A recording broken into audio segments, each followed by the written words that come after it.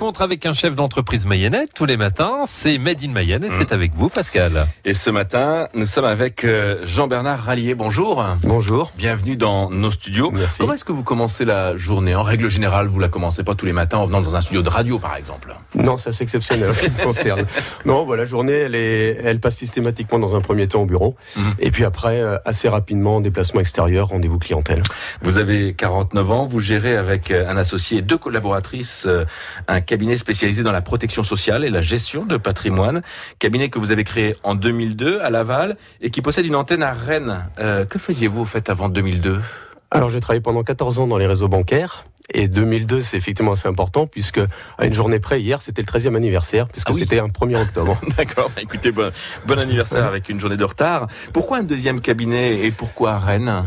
Alors tout simplement parce que c'est une activité que j'ai développée sur la recommandation de mes premiers clients et que j'ai été amené assez rapidement à travailler sur la ville de Rennes, avec un développement également là-bas. Et puis, la vie est faite de rencontres. Donc, en 2010, j'ai rencontré un confrère avec lequel, le courant est bien passé. Et donc, lui, il avait déjà une activité sur Rennes. On a décidé de s'associer. Donc, une activité à Laval, une activité sur Rennes et la Bretagne de manière générale. Et peut-être plus tard au Mans, à Angers Pourquoi pas? Il y a sans doute des opportunités à saisir. Et on a déjà une activité qui, dans la façon dont elle est organisée, n'a pas de territorialité. C'est-à-dire qu'on a 80% de l'activité Mayenne-Ille-et-Vilaine, mais on va de Caen à Bordeaux et de Brest à Paris. On va parler justement de votre activité, cabinet spécialisé dans la protection sociale. Qu'est-ce que l'on appelle la protection sociale? La protection sociale, elle s'adresse principalement aux travailleurs dits non salariés.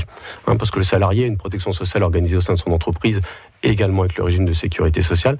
La protection sociale, c'est simplement prendre des garanties pour faire face aux conséquences financières d'événements redoutés. On parle de la maladie, qu'elle soit de court durée. Pour des professionnels, pour des artisans, des commerçants, des chefs d'entreprise? Effectivement, toutes ces professions non salariées que sont les professions libérales indépendantes, artisans, commerçants et les chefs d'entreprise, exactement.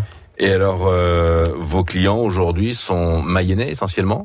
Ils sont mayennais, ils sont bretons, ils sont pour quelques-uns parisiens ou un peu plus loin. Mais c'est vrai que moi, étant mayennais de souche, j'ai travaillé dans un premier temps effectivement sur le département de la Mayenne. Et la base du portefeuille, si on peut dire comme ça, est plutôt mayonnaise. Ouais. Et dans quel domaine? Alors pour quel type de métier? Alors beaucoup de professions libérales dans le domaine de la santé, dans le domaine juridique également. Et puis chef d'entreprise, absolument tout type d'activité d'entreprise. C'est vrai, quand on parlait de protection sociale, je m'attendais à ce que vous vendiez des assurances. Alors tout type d'assurance, assurance santé, assurance accident de la vie, assurance vie par exemple. C'est exactement ça, oui. Et plus. D'accord. C'est-à-dire qu'en fait la protection sociale, c'est la prévoyance qu'on vient d'évoquer, c'est la préparation à la retraite, c'est la mutuelle complémentaire santé, ce qu'on peut gérer à titre individuel ou d'ailleurs dans le cadre des entreprises. Et puis on a un deuxième volet sur la partie du cabinet qui est la partie gestion de patrimoine. Vous évoquez l'assurance vie, ça en fait partie. D'accord. Toute l'offre de placement financier et un troisième pôle qui est l'activité bancaire avec le financement notamment de l'immobilier. Si vous le voulez bien, on va en reparler dans une minute. Jean-Bernard Rallier est avec nous.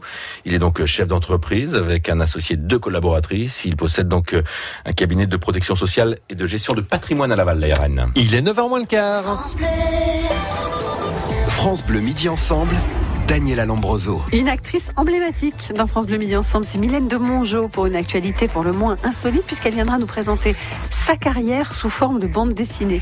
Et puis avec elle, le pâtissier Christophe Michalak et sa femme Delphine pour un tour de France des meilleures pâtisseries. On est gourmand de cinéma et de pâtisserie dans France Bleu Midi Ensemble. France Bleu Midi Ensemble. Aujourd'hui, de midi à 13h30. France Bleu, France Bleu. La suite de Made in Mayenne, Pascal. Alors Jean-Bernard Rallier, vous nous avez expliqué votre métier il y a quelques instants. Alors différents domaines, protection sociale, gestion de patrimoine, le domaine bancaire également est présent. Qu'est-ce qui l'emporte? Quelle est la plus grosse activité?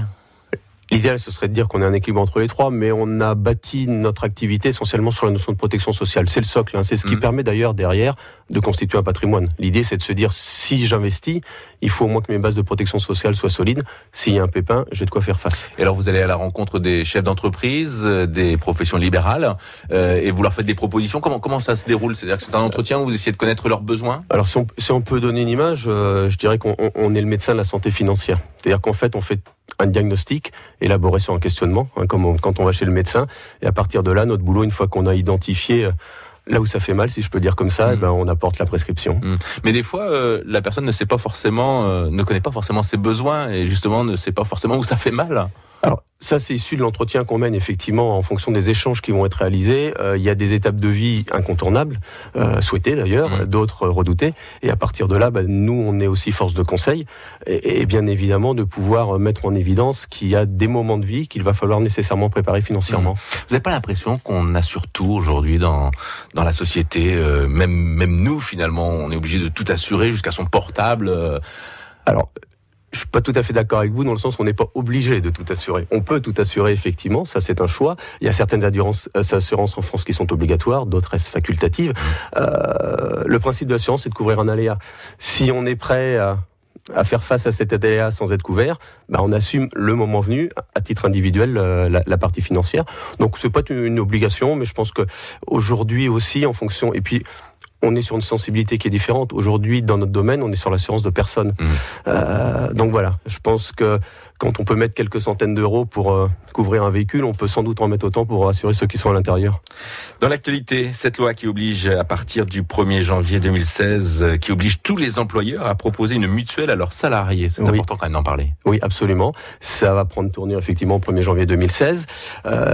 C'est une obligation qui va s'adresser à toutes les entreprises et couvrir l'ensemble des salariés présents en faisant des garanties qui peuvent être différentes par collège de salariés, mais une nécessité effectivement de couvrir l'ensemble des salariés. Alors vous êtes un professionnel de la protection sociale, je vais vous demander de répondre honnêtement. Cette loi, c'est bien pour le salarié, pour l'entreprise ? J'ai tendance à dire que c'est bien pour les deux, parce que le salarié... Oui, mais c'est un coût, on est bien d'accord, c'est un coût pour l'entreprise. On est d'accord. C'est moins d'argent aussi pour le salarié à la fin du mois, on est bien d'accord aussi. On est d'accord, mais un niveau de prestation équivalente au travers du contrat qui sera souscrit par l'employeur, c'est un coût qui est moindre pour le salarié. Une garantie collective d'entreprise en prestation cotisation, si on peut en faire le rapport, est plus avantageuse qu'une garantie à titre individuel. Donc même si c'est un coût supplémentaire, c'est un coût qui est moindre par rapport à une garantie individuelle. Mais pour l'entreprise, par contre, c'est un coût là qui est quand même vraiment... C'est un coût, effectivement. Alors, on a des déductibilités fiscales qui existent aussi, des déductibilités sociales également au niveau des charges, mais c'est un effort de trésorerie supplémentaire, mais qui peut être aussi une opportunité. C'est un élément de management. C'est vrai que même si le salarié le perçoit pas directement, c'est une rémunération indirecte avec la prise en charge qui est celle de l'employeur. Mais les mutuelles, elles, ont le sourire finalement.